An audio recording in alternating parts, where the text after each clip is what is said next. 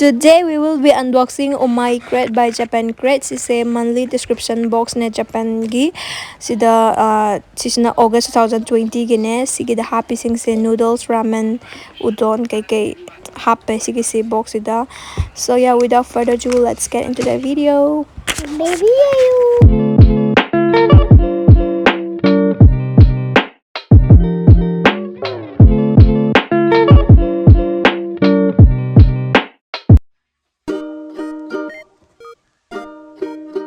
I'm here with a new guest, Nino. Aww.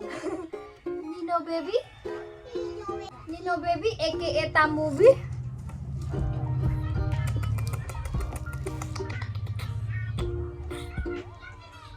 Đúng rồi, chị hàng cái sữa. Không có cái sữa cái nào. Cái này cái đó.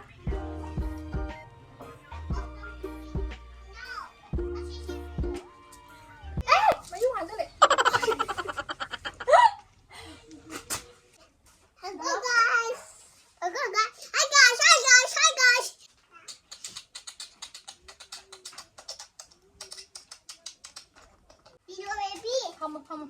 Xin năng phi nga tang pamo ay wahay guys.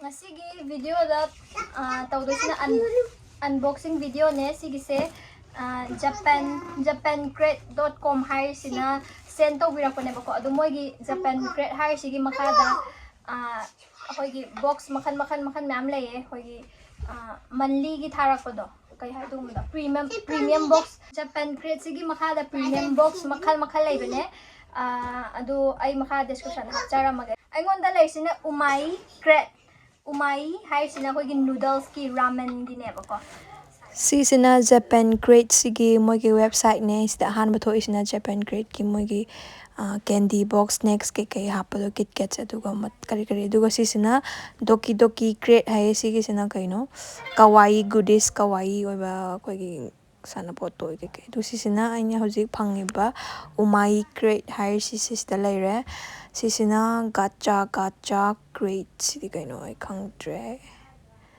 accessories and more funny figures adu happy aduga sina inku crate hay si sina kaino stationery items notebooks planners pen marker kay adu hangasi hao ba yenge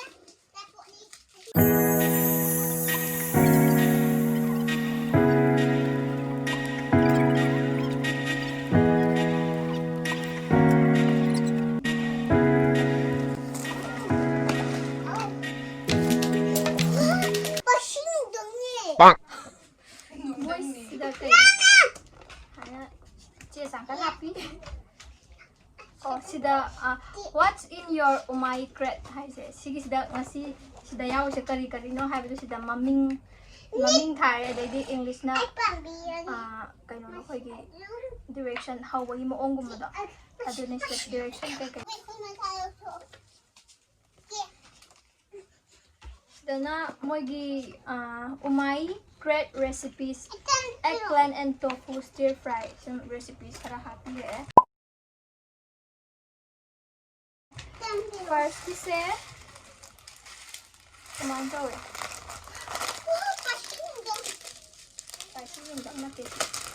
tomato hoy yam kuppe kay no kita ta paroda kita to mal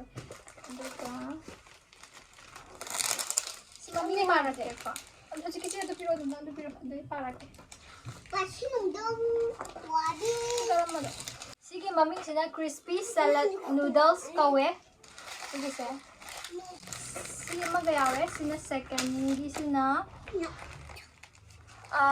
Tokyo soy sauce ramen si how do mali ko ano masak maming se ta bada aluga next third kisina sina all ramen hai samar gini hai sise all ramen hai se futu aga ising aying cold water na chamtho aga magi sauce kay do mix ka wa hai bane ba ing na chaw hai bane aduga next kisina si kaino what is this Sini sauce ni mahi la to kay. Sisina Japanese style sesame miso sauce hai. Enjoy sesame miso sauce. Any noodles you like. Oh, any noodles the sauce hap na hai ne ba. Any akoy na pamjaba noodles ko topping hai di. Mix to hai ba ne ba moi na ta. Aduga ini spicy oi ba mare. Yang sina kanino. Kai sini khangde maming se tanukiyoji super spicy tanukiyoyaji maming se pa hai ter tanukiyoyaji super spicy mazmen hai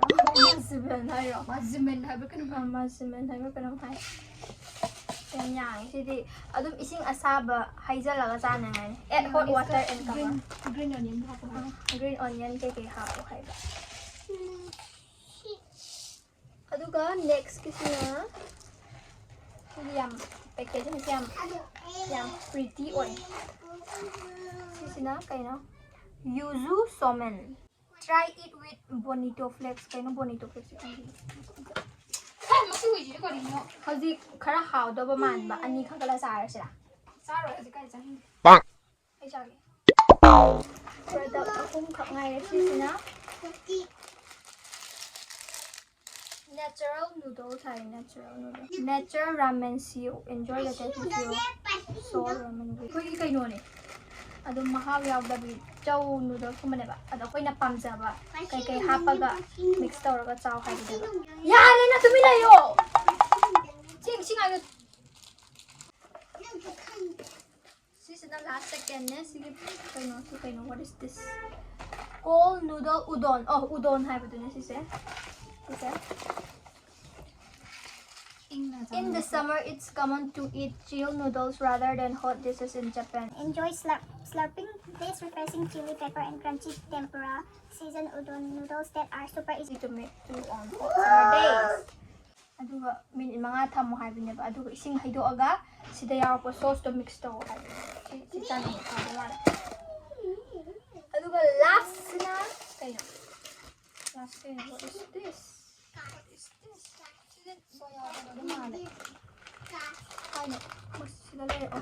Tofu. Asihi tofu hai. Tofu do dry oi bane bana ta sisina. Sidi adum atopu nu da so hapcha ni ngai oram ni che.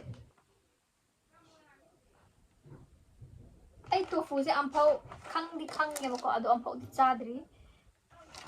Si makai sini product yang masuk di ama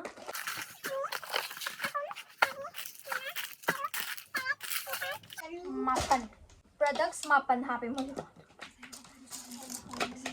nice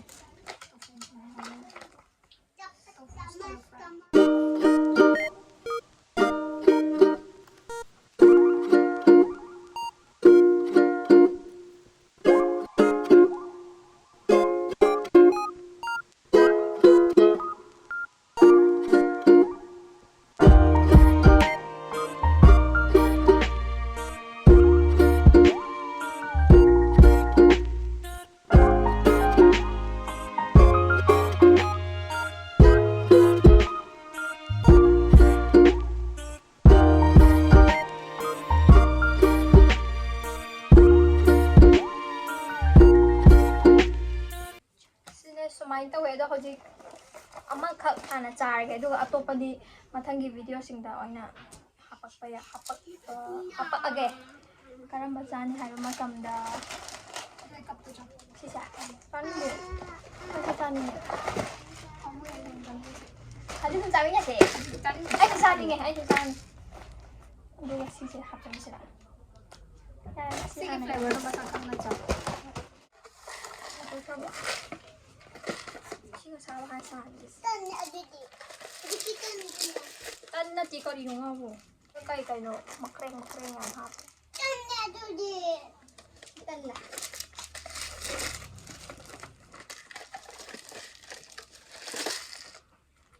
awas sauce layer oh ano ko na ha nga sida ay na po ꯁꯦ ꯍꯥꯞꯄꯒ ꯏꯁꯤꯡ ꯑꯁꯥꯕꯅꯦ ꯂꯦꯡꯒꯅꯨ ꯂꯦꯡꯒꯅꯨ ꯁꯤ ꯂꯣꯡꯊꯣꯛꯀꯣ ꯏꯁꯤꯡ ꯑꯁꯥꯕ ꯍꯥꯞꯄꯛꯑꯕꯅꯦ ꯑꯩꯅ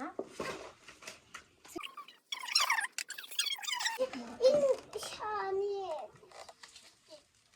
ꯑꯁꯤꯗꯤ ꯁꯥꯅꯤꯌꯦ ꯑꯁꯦꯡꯕꯩꯅꯦ ꯍꯣꯔꯦꯟ ꯏꯁꯤꯡꯗꯣ ꯂꯧꯊꯣꯛꯅꯕꯅꯦ ꯁꯤ ꯂꯧꯊꯣꯛꯑꯒ ꯁꯨꯃꯥꯏꯅ ꯂꯧꯊꯣꯛꯇꯦ ꯍꯣꯏ ꯑꯁꯤ ꯈꯨꯝꯅꯉꯥꯏ ꯅꯠꯇ꯭ꯔꯣ ꯍꯥꯎꯔꯅꯤꯌꯦ ꯁꯤꯒꯤꯁꯦ ꯃꯤꯅꯤꯠ 5 ꯍꯥꯏꯅ ꯀꯨꯛ ꯇꯧꯔꯒ ꯊꯝꯃꯣ ꯍꯥꯏꯕꯅꯦꯕ ꯁꯨꯃꯥꯏꯅ ꯑꯗꯨꯒ ꯆꯥꯝꯊꯣꯛꯑꯣ ꯍꯥꯏꯕꯅꯦꯕ ꯅꯠꯇ꯭ꯔꯥ ꯏꯪꯅ ꯆꯥꯎ ꯍꯥꯏꯕꯅꯦꯕ ꯏꯄꯪ ꯄꯪꯒꯩ ꯑꯁꯤ ꯃꯨꯜꯂꯝꯃꯗ ꯃꯥꯜꯂꯦ ꯇꯦꯁ ꯇꯧꯔ ꯌꯦꯡꯒꯦꯀꯣ ꯃꯨꯜꯂꯦ ꯑꯁꯤ ꯍꯩꯗꯣꯛꯈꯤꯒꯦ ꯅꯪ ꯂꯩꯔꯝꯃꯨ ꯏꯁꯤꯡ ꯍꯩꯗꯣꯛꯈ꯭ꯔꯦ ꯑꯗꯨꯗꯤ ꯆꯥꯔ ꯑꯩ ꯈꯣꯡꯗ ꯅꯪꯗꯥꯅꯤꯗꯣ ꯀꯜꯂꯦ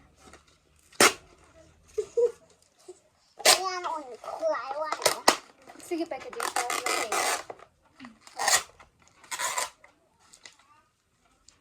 ꯍꯥꯎꯔꯅꯤꯌꯦ ꯑꯩ ꯌꯥꯔꯤ ꯑꯩ ꯌꯥꯔꯤ ꯄꯥꯛ ꯑꯦ ꯊꯥꯎꯒꯤ ꯇꯥꯏꯞ ꯇꯧꯋꯦ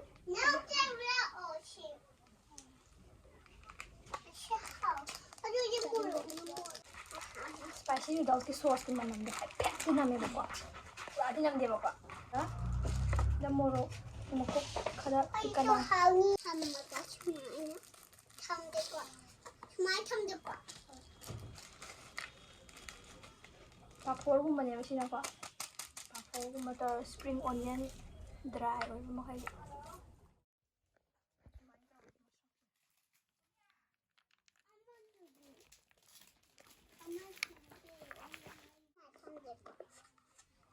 ꯃꯁꯤ ꯅꯨꯄꯤꯁꯦ ꯀꯣꯏꯔꯥꯡ ꯉꯥꯡꯉꯦ ꯅꯪꯅꯦ ꯉꯥꯡꯉꯤ ꯉꯁꯥꯏꯗꯩ ꯑꯦ ꯑꯁ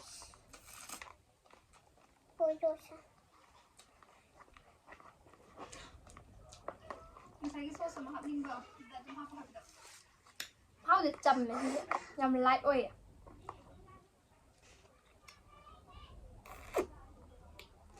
ꯑꯣꯏ ꯍꯣꯏ ꯇꯦꯁꯁꯦ ꯑꯩꯈꯣꯏꯅ ꯆꯥꯔꯛꯇ꯭ꯔꯤꯕ ꯇꯦꯁ ꯑꯣꯏꯌꯦꯕꯀꯣ ꯑꯅꯧꯕ ꯇꯦꯁ ꯑꯣꯏꯌꯦꯕ ꯌꯥꯝ ꯁꯣꯐ ꯑꯣꯏꯌꯦ ꯌꯥꯝ ꯃꯣꯟ ꯃꯣꯟ ꯂꯥꯎꯋꯦ ꯁꯤꯒꯤ ꯁꯣꯁꯁꯦ ꯆꯥꯅꯤꯡꯕ ꯔꯥꯃꯦꯟꯗ ꯍꯥꯞꯄꯨ ꯍꯥꯏꯌꯦꯕꯀꯣ ꯍꯥꯎꯋꯦ ꯑꯗꯨꯅꯦ ꯑꯁꯤ ꯍꯥꯞꯆꯜꯂꯒ ꯑꯃꯨꯛ ꯏꯕ ꯑꯗꯨꯝ ꯀꯩꯁꯨꯗꯤ ꯇꯧꯗꯦ ꯃꯍꯥꯎ ꯌꯥꯝ ꯆꯝꯍꯟꯕꯗꯣ ꯑꯩꯈꯣꯏꯗꯤ ꯉꯝꯗ꯭ꯔꯦ ꯌꯥꯕ ꯑꯁꯥꯕ ꯆꯥꯔꯨꯔꯒꯀꯣ ꯁꯤꯁꯨ ꯑꯗꯨꯝ ꯃꯅꯝ ꯃꯥꯟꯅꯩꯌꯦ ꯉꯁꯥꯏꯗꯨꯒ ꯄꯨꯛꯁꯨ ꯊꯟꯕꯩꯅꯦ ꯆꯥꯛ ꯂꯥꯝꯕ ꯃꯇꯝꯗ ꯅꯪ ꯂꯥꯎꯋꯦ ꯁꯤꯁꯤꯅ ꯌꯥꯝ ꯍꯥꯞꯄꯣꯏ ꯂꯣꯏꯁꯟꯗꯦꯔꯣ ꯀꯩ ꯃꯅꯝ ꯅꯝꯒꯦ ꯐꯤꯁ ꯁꯣꯁꯀꯤ ꯇꯥꯏꯞ ꯇꯧꯋꯦ ꯃꯥꯅꯦ ꯉꯥꯔꯤꯒꯨꯝꯕ ꯈꯖꯤꯡꯒꯤ ꯉꯥꯔꯤ ꯑꯣꯏ ꯀꯩ ꯑꯣꯏ ꯐꯤꯁ ꯁꯣꯁꯀꯤ ꯃꯍꯥꯎ ꯑꯣꯏꯌꯦꯕ ꯁꯤ ꯑꯩꯒꯤ ꯅꯪꯒꯤ ꯑꯁꯤ ꯑꯩꯒꯤ ꯉꯥꯏꯈꯣ ꯇꯣꯂꯛꯈꯤꯒꯦ ꯍꯥꯎꯔꯅꯤ ꯍꯦ ꯁꯤꯁꯦ ꯁꯦꯕꯥꯁ ꯑꯩꯒꯤꯅꯦ ꯁꯤꯗꯤ ꯀꯔꯤꯅꯣ ꯈꯪꯗꯦꯍꯦ ꯑꯁꯤꯒꯤ ꯑꯩ ꯀꯣꯛ ꯉꯥꯏꯁꯤ ꯉꯥꯡꯉ ꯆꯥꯃꯤꯟꯅꯩ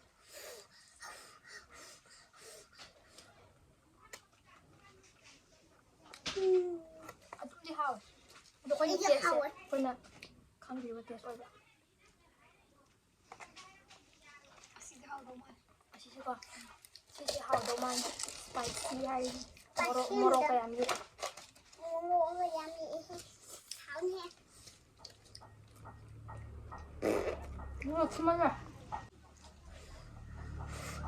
ꯑꯩꯈꯣꯏꯅ ꯌꯥꯝ ꯄ꯭ꯔꯤꯐꯔ ꯑꯣꯏꯕ ꯇꯦꯁꯇꯤ ꯅꯠꯇꯦꯕꯀꯣ ꯁꯤꯁꯦ ꯑꯗꯨꯕꯨ ꯑꯇꯣꯞꯄꯁꯤꯡꯁꯤꯅ ꯅꯦꯛꯁꯀꯤ ꯚꯤꯗꯤꯑꯣ ꯑꯇꯣꯞꯄꯗ ꯃꯔꯛ ꯃꯔꯛꯇ ꯍꯥꯞꯄꯛꯀꯦ ꯂꯣꯏꯁꯤꯜꯂꯁꯤ ꯊꯦꯡk you so much Japan Crate for sending me this box arigato gozaimasu hayo ꯑꯗꯨꯝ ꯍꯩꯕ꯭ꯔꯥ hayo arigato hayo arigato bye bye bye guys sayonara hayo I saw Nanara isolation hayo